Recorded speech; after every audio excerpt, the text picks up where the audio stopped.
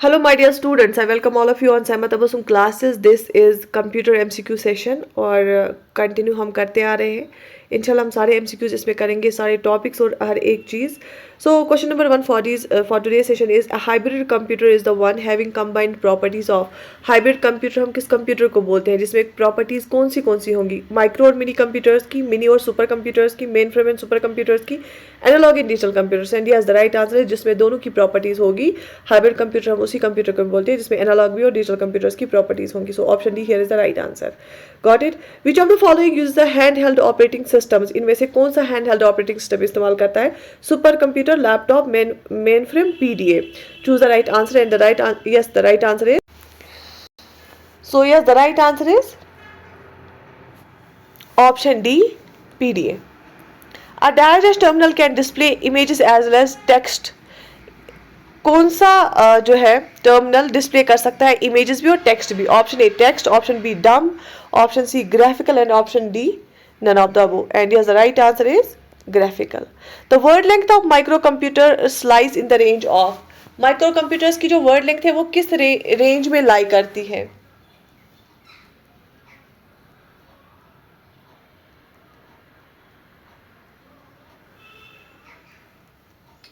So yes, the right answer is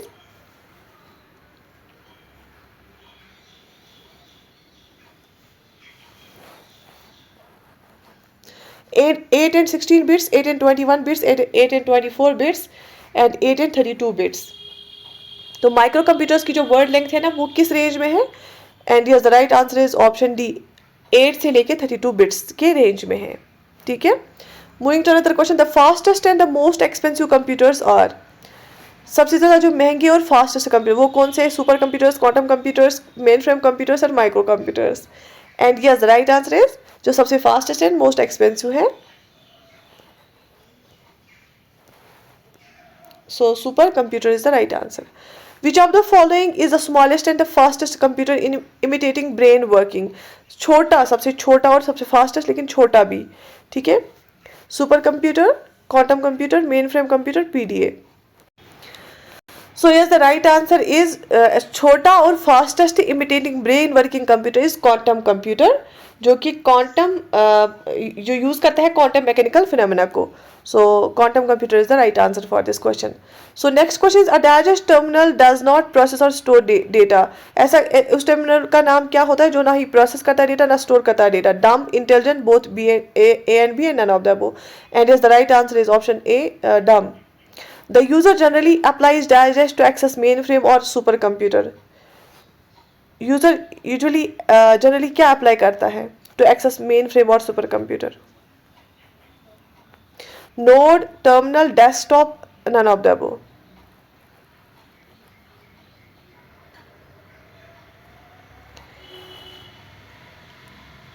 So yes, the right answer is terminal is the right answer. Okay.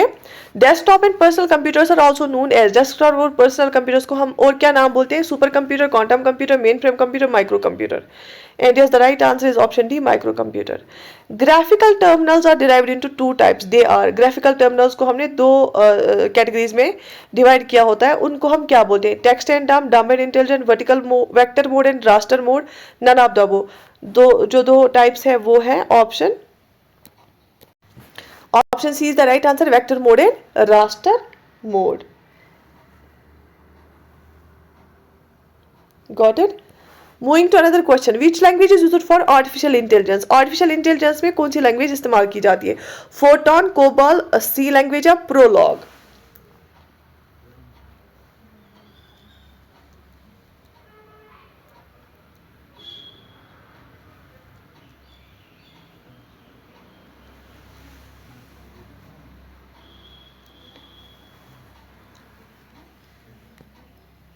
सो अगर हम इनमें से देखेंगे so option D, Prolog is the right answer. Prolog एक logical programming language है जिसका role artificial intelligence में है और अगर हम बात करेंगे थ्योरम प्रूविंग और कंप्यूटेशनल लिंग्विस्टिक्स में भी.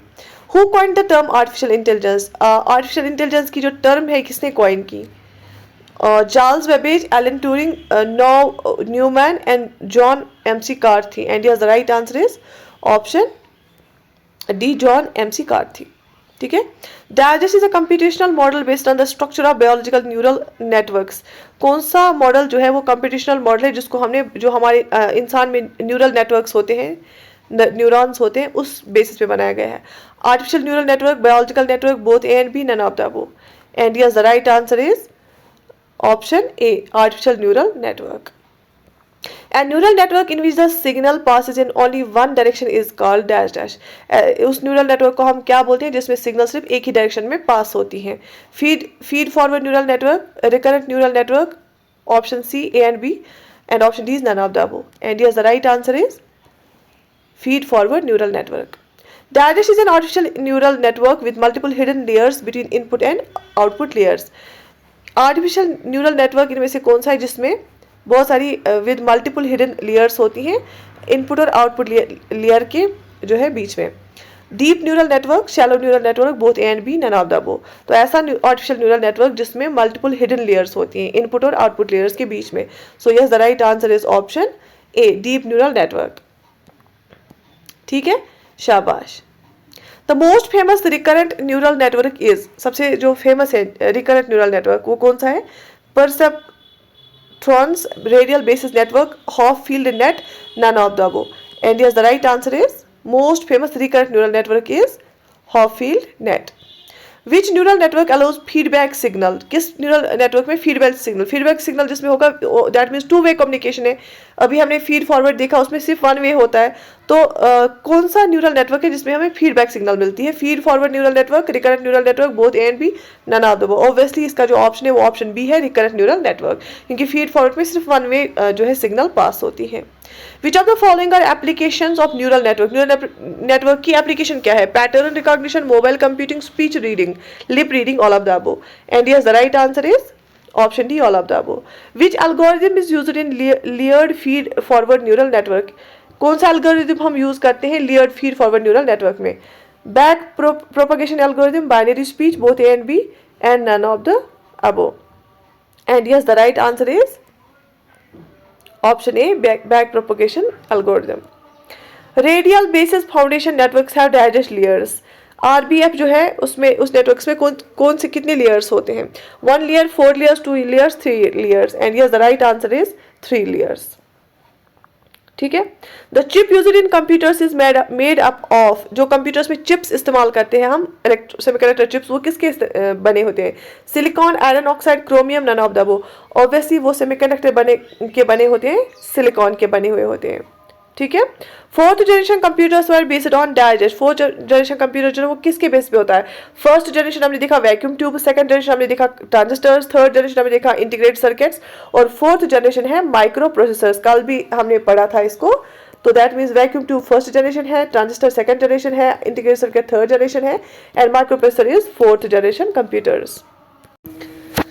So the next question is, the first computer language developed was Digest, COBOL, Pascal, basic और फोटॉन। पहली कंप्यूटर लैंग्वेज जिसको डेवलप किया गया वो इनमें से कौन थी? कोबॉल थी, पास्कल थी, बेसिक थी, या फोटॉन थी? Choose the correct option. So अगर हम इन ऑप्शंस की बात करेंगे तो 1957 में फोटॉन जो है फोटॉन लैंग्वेज को डेवलप किया गया, फार्मूला ट्रांसलेशन को। तो यही इनमें से पुरानी है 1957 में। और उसके बाद अगर हम कोबॉल की बात करेंगे जो कि ग्रेस मुरी ने डेवलप की, वो 1959 में उसने डेवलप की। और अगर हम बेसिक की बात करेंगे तो कोबाल को 1959 में, और अगर हम बेसिक की बात करेंगे तो बेसिक को क्रिएट किया गया 1964 में। ठीक है। तो this is the right answer, photon is the right answer here. ठीक है। The first calculator that can perform all 4 arithmetic operations, पहला ऐसा कैलकुलेटर जिसमें चारों अरिथमेटिक ऑपरेशंस हम कर सकते थे, addition, subtraction, multiplication, division, was known as, उसको हम क्या बोलते थे? Pascaline, slide rule, step reckoner, none of the above. And yes, the right answer is step reckoner. तो इसको बेसिकली पास्कल के आइडियाज पे डेवलप किया गया, लेकिन इसमें मल्टीप्लिकेशन भी आ गई। The first computer spreadsheet program was digest. पहला कंप्यूटर जो स्प्रेडशीट जैसे हमारा होता है ना MS एक्सेल में, स्प्रेडशीट प्रोग्राम कौन सा था? Lotus 1 2 3, MS Excel, Microsoft Excel जिसको हम बोलते हैं, VisiCalc, and none of the above. And yes, the right answer is VisiCalc. Which of the following is an example for fourth generation language 4GL? Fourth generation language इनमें से कौन सा है? COBOL, power builder, photon, none of the above. And yes the right answer is, so yes, power builder is the fourth generation language. ठीक है, लेकिन इसमें जो है हम बात करेंगे पहली जनरेशन, फर्स्ट जनरेशन लैंग्वेज कौन सी है? Machine language. पहली जनरेशन कंप्यूटर्स में मशीन लैंग्वेज यूज की जाती थी जीरोज एंड वंस के फॉर्म में। सेकंड जनरेशन में असेंबली लैंग्वेज, और थर्ड जनरेशन में कोबाल और फोटॉन, और फोर्थ जनरेशन में पावर बिल्डर। ठीक है, पहली जनरेशन ऑफ कंप्यूटर में machine language, second generation of computer में assembly language, third generation of computer में COBOL, FORTRAN, and fourth generation में पावर बिल्डर। ठीक है, these are very much important, these are questions are very important. ये फिर गलत होते हैं, ये आपको पता होने चाहिए। वीडियो स्टैंड्स फॉर, वीडियो की फुल फॉर्म क्या है? Video display unit, visual display unit, video divide unit, none of the above. And yes the right answer is video stands for visual display unit.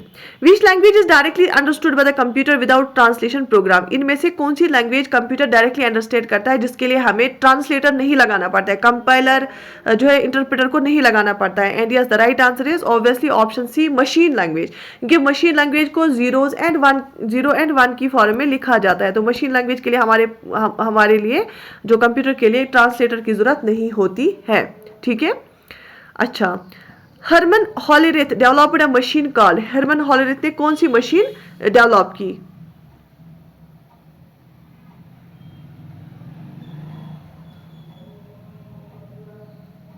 So yes the right answer is,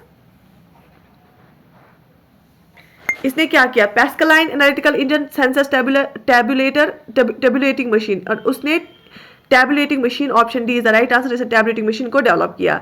electronic delay storage automatic computer EDSAC was invented by, तो EDSAC किसने invent किया? Herman Hollerith, JW Mauchly, John von Newman, none of the above. So यहाँ as पर these option C is the right answer, क्योंकि inspire हो गए थे इस केस से। अदरवाइज एक टीम थी, उसको हेड कर रहे थे और कोई साइंटिस्ट, तो एक जगह पे लिखा था इसमें जॉन, इससे पहले भी हमने पढ़ा था, मुरिस विल्कीज का भी लिखा था, उस टीम को लीड कर रहे थे जिसने एडसेक बनाया, पर they were inspired by John von Neumann. ठीक है,